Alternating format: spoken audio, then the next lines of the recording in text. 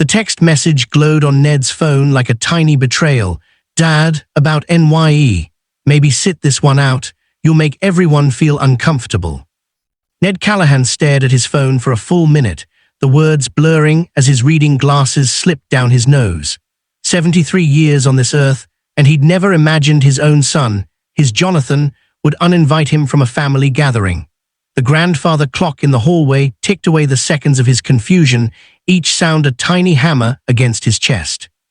He set the phone face down on the kitchen table, next to his half-eaten turkey sandwich, and looked out the window at the December snow blanketing his backyard. The bird feeder he'd built with Jonathan 30 years ago swayed empty in the wind. Even the cardinals had abandoned him today. "Uncomfortable," he muttered, the word tasting bitter. "I make people uncomfortable." Ned had always considered himself the life of the party, maybe not the center of attention, but certainly a welcome presence. He told stories about his days as a postal worker, made his famous rum balls every Christmas, and never missed a grandchild's birthday. What had changed? He picked up the phone again, his weathered fingers hovering over the keyboard. Part of him wanted to fire back a hurt response, to demand an explanation. But Ned had learned something in 7 decades. When someone tells you an uncomfortable truth, there's usually more to the story. Instead, he simply typed, "Can we talk about this?" The 3 dots appeared, disappeared, then appeared again. Finally, "Dad, it's complicated. Let's discuss after the holidays." After the holidays, after he'd spent New Year's Eve alone for the first time since Martha died 3 years ago, Ned felt the familiar ache in his chest, not quite grief anymore, but its persistent echo. The next morning, Ned drove to Millie's diner, his regular breakfast spot for the past 15 years. Millie herself, a woman who'd weathered her own share of decades, poured his coffee before he even sat down. "You look like someone stole your last winning lottery ticket," she said, her voice gravelly from 50 years of cigarettes she'd finally quit. "My son uninvited me from New Year's Eve." The words came out flat, factual. Millie set down the coffee pot with a thunk. "Jonathan, that boy, after everything," she stopped herself, studying Ned's face. "Did he say why?" "Said I'd make everyone uncomfortable." "Uncomfortable how? You don't drink too much, you don't get political, you don't pinch waitresses' behinds like old Jerry." She gestured to a regular in the corner who had, in fact, been banned from touching any staff. "What's uncomfortable about Ned Callahan?" That was the question, wasn't it? Ned stirred his coffee, watching the cream swirl into brown clouds. "I've been thinking about it all night. Maybe I talk about Martha too much." Millie considered this. "You mention her, sure, but that's natural. She was your wife for 46 years. Or maybe I tell the same stories over and over. You know how old people get." He tried to smile, but it felt wrong on his face. "Ned," Millie leaned on the counter, her eyes sharp despite the crow's feet surrounding them. "Why are you making excuses for him being rude?" The question landed like a stone in still water. Why was he defending Jonathan?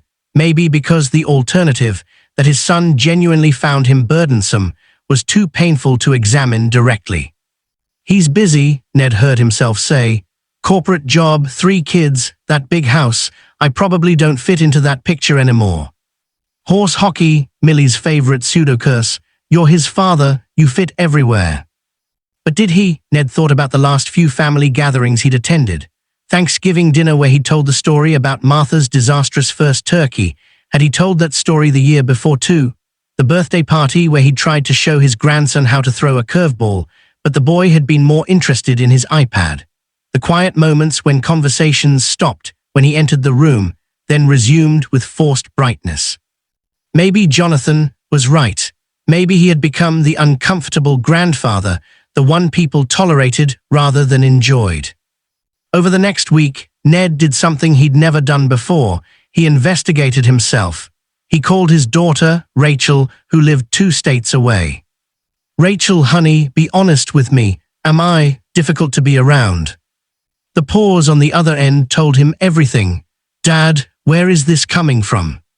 "Your brother uninvited me from New Year's, said I make people uncomfortable." Another pause, longer this time. Dad, John's going through something right now. It's not about you. But is he wrong? Rachel sighed, and in that sigh, Ned heard 3 years of unspoken truth. Dad, you're not difficult, but since Mom died, you've been different. Quieter sometimes, then too loud other times. You tell the same stories about her, and they're beautiful stories, but sometimes it feels like you're not really here with us. You're somewhere in the past. Ned's hand tightened around the phone. I didn't know. We didn't want to say anything because you've been through so much. We thought you'd come around on your own. But John's wife, Stephanie, she's been worried about setting the right tone for the party, and I think John just handled it badly. He could have talked to me. Yes, Rachel agreed firmly. He absolutely should have talked to you. That was wrong. But Dad, maybe this is a chance to think about how you want the next chapter to go. You're 73, not 103. You've got life left. After they hung up, Ned sat in his recliner, Martha's reading chair visible across the room, still positioned by the window where she'd loved to watch the birds, and forced himself to think clearly. He'd been frozen. For 3 years, he'd been a man suspended in amber, preserved in grief, replaying the same memories, telling the same stories, living in the same patterns he and Martha had established together. He'd stopped moving forward because moving forward meant leaving her further behind. But Martha wouldn't have wanted this. She'd been a woman of fierce forward momentum, always planning the next garden, the next trip, the next project. She dragged him into life, and when she left, he'd simply stopped. And now his own son couldn't bear to have him at a party. Ned made a decision. On New Year's Eve, instead of sitting home alone or forcing his way into Jonathan's party, he drove to the community center downtown. He'd seen a flyer weeks ago about a senior dance, live band, finger foods, champagne toast at midnight. At the time, he'd dismissed it. Dancing without Martha seemed impossible. Tonight, it seemed necessary. The community center was decorated with silver and gold streamers, and Ned recognized several faces from around town. Millie was there with her sister. Old Jerry was, thankfully, being supervised by his daughter. A woman named Dorothy, whom Ned knew from the post office, waved him over. Ned Callahan, I haven't seen you at one of these in years. Martha and I used to come to the spring dances, he said, and for the first time, the memory didn't hurt quite so sharply. She loved a good foxtrot. She was a wonderful dancer, Dorothy said warmly. I always admired how you two moved together. The band started playing, not the big band sound Martha had loved, but something more contemporary, more upbeat. Couples filled the dance floor, but also individuals, just swaying and enjoying the music. Would you like to dance? Dorothy asked. Just as friends, I know you're not ready for anything else. Ned hesitated. Then, I'd like that. They danced and Ned was rusty, stepping on Dorothy's toes twice and apologizing profusely.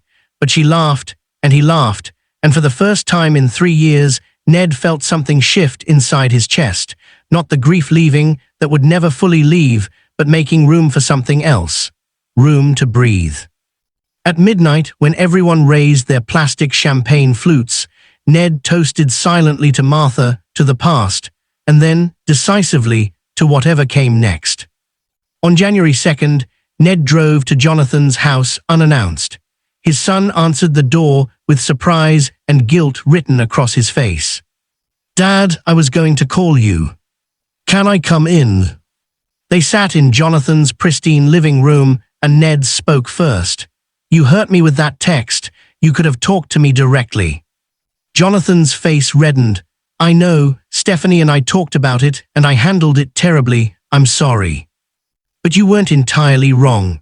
Ned held up a hand as Jonathan started to protest. I've been stuck, John. Since your mother died, I've been living in rewind. Same stories, same grief, same everything. I wasn't present. I was uncomfortable to be around because I was uncomfortable with myself. Dad. Let me finish. I'm going to do better. I'm going to live forward, not backward. But I need you to do better too. When you have a problem with me, you talk to me. I'm your father, not a problem to be managed. Jonathan's eyes were wet. I'm sorry. I was trying to protect Stephanie's perfect party and I forgot. I forgot you're you. You're not just my dad, you're Ned. You're a person with feelings. We are both going to mess this up sometimes, Ned said, but we have to keep talking. They hugged, and it felt like the first real connection Ned had had with his son in years. Ned Callahan didn't become a different person overnight. He still missed Martha with an ache that sometimes stole his breath. He still told stories about her, but now he told new stories too, about the senior dance, about the woodworking class he'd signed up for, about the volunteer work he'd started at the library. He made people comfortable again, but more importantly, he made himself comfortable with the man he was becoming, not Martha's widower, not just Jonathan and Rachel's father, but Ned. 73-year-old Ned, with life still left to live and stories still left to tell. And when his grandson asked him at Easter dinner, "Grandpa, what did you do for New Year's?" Ned smiled and told him about dancing with Dorothy and how he'd stepped on her toes. "Did it hurt?" his grandson asked. "Probably," Ned admitted, "but she forgave me. Sometimes that's what people do, they forgive you and you try again." It was, he thought, as good a lesson as any to pass down.